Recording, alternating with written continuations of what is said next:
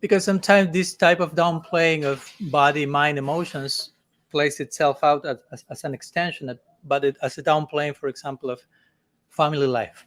No? Your family life, sorry, you fell into the dark well, what to do? No, but that's not actually true.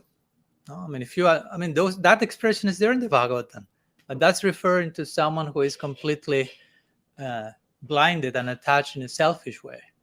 As I like to say, as you have the blind well of family life, you also can have the blind well of sannyas ashram, the blind well of monastic life. I mean, there are blind wells in every direction, and there are enlightened paths of embracing each one of those ashrams as well. Mm-hmm. So, and Shastra says very clearly, you can attain perfection as a grihasta. So I like to tell the devotees, not only you can attain perfection as a grihasta, as in family life, but the ultimate perfection you will attain will be family life. Golok Vrindavan, you won't be a brahmachari in Golok Vrindavan. You won't be a sannyasi in Golok Vrindavan. So I have not to take this saffron very seriously, because if I pretend to enter Golok as a Bhakti Vedanta, Bhakti Pranaya, or whatever, no entry here like that, sir. Yeah.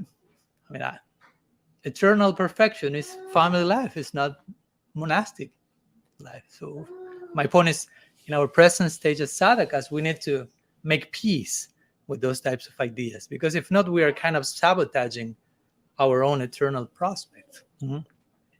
So there are many sections. I won't torture you today with those, but in which our acharyas mentioned you can attain full perfection as a sadhaka in family life. So there's, and this is sannyasi telling that to you. Mm-hmm. And sometimes historically, I must confess, our tradition has overemphasized asceticism and renunciation as something necessarily categorically higher. But actually, we are not after renunciation, we are after bhakti.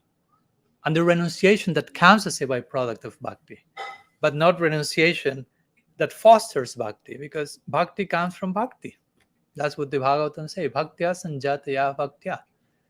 If we think by renunciation brings bhakti, that's a contaminated form of bhakti we are pursuing, because Rupa Goswami will say, Anyavalasita sunyam jnana karma adi anavritam.